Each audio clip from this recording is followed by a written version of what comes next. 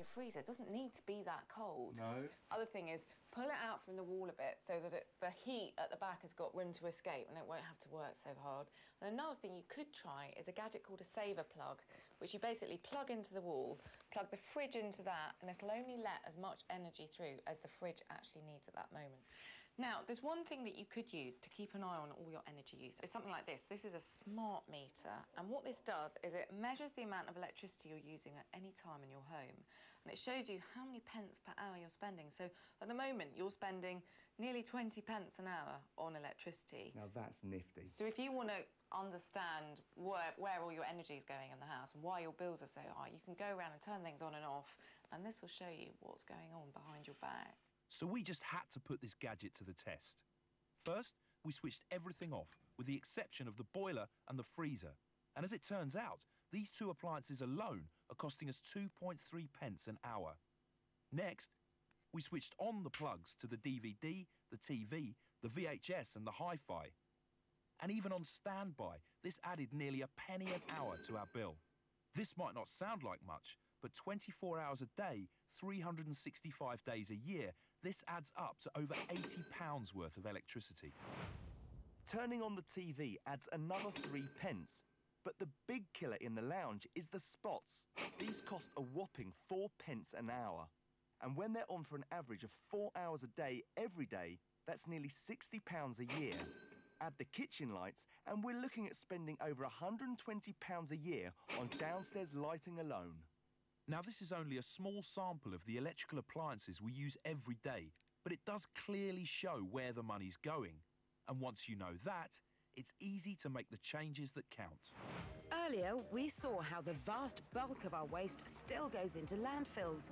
And when we're throwing away over a ton of rubbish per household per year, this situation really can't go on. And is there a better way? Well, for some kinds of waste, there most definitely is. The answer, of course, is recycling. This recycling plant in the south of England handles around 160,000 tonnes of trash each year. And here, they even sort your recyclable waste for you. And this is how they do it. Paper and plastics are separated using air jets to push them off the conveyor. Optical scanners help pick the cardboard from the paper. And the tin cans are whipped up off the line using very powerful magnets. And to keep their target of 99% accuracy, there's no beating the human eye. Once the waste is sorted, it's carried off to processors where it's remade. Paper can be recycled up to 6 times, then the fibres become too short and weak. But for each tonne of paper we recycle, we save 30,000 litres of water.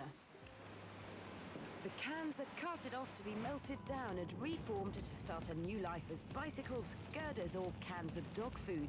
In fact, a quarter of every new can is part of an old one.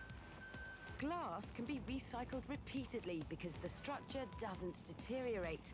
But there's a surplus of green glass in our waste because we import so many green bottles. Wonder what's in them. And do you know what one of the hardest things to recycle is? The mobile phone. And if your kitchen drawer is anything like ours, with tape and matches and old raw plugs, you might have a pair of old bricks in there too. In fact, it's been estimated that there are tens of millions of unwanted mobiles lying around in the nation's drawers, and that is a big problem. The reason why they're so difficult to recycle is the complexity and diversity of their designs. But fortunately, there are people out there who are prepared to make the effort. Many of the mobile phones that do manage to escape our kitchen drawers end up here at PhoneBack, this massive recycling centre in East London. They're collected from over 10,000 free collection points all over Europe. And since 2002, they've processed over 6 million phones. Isn't that yours? I think it is, yeah. Oh, no. Oh, dear. I'll tell you what, just catch up with me when you found it, OK? Give me a shout. Mate, yeah, cheers. Oh. The handsets are processed and then sorted to see if they can be reused or recycled. And after testing, about 70% of them are refurbished, ready for resale. Many of these phones will have been sent in on behalf of charities, which receive £5 for each phone that's reused. Since these bricks first appeared in the 1980s, mobile phone use has increased massively. It's been estimated that there are over 2.5 billion mobile phone users worldwide. And when there are so many phones in use today, it makes perfect sense to recycle them, especially when the typical phone contains about 16% high-value goods like silver, gold, platinum and palladium.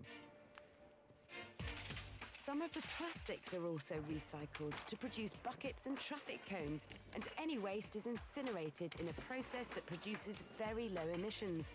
In addition, lithium, nickel and cadmium are extracted from phone batteries and used in power tools and pharmaceuticals. But the best way to recycle a phone is to give it a second lease of life. Now, we've got two mobile phones. They're very beaten up. They need a total refurbishment. They need a new battery, new screens, and new casings. We've got Leszek, who's an expert at it, and Johnny, obviously, is a novice. We're going to see how hard it is. Let's go. Johnny gets his first. I'm not being biased. Leszek, yeah, yours is pretty broken there, mate. Yeah, go for it. I can see you've done this before. I struggled initially just getting the case off, but Really? I think I'm doing all right now. Are you putting that screen on already? Yeah. Johnny, look, that's by example what we should be having Well, in about the same time. Where are you then? well, look, he hasn't put it in his box yet. I've got time to catch up.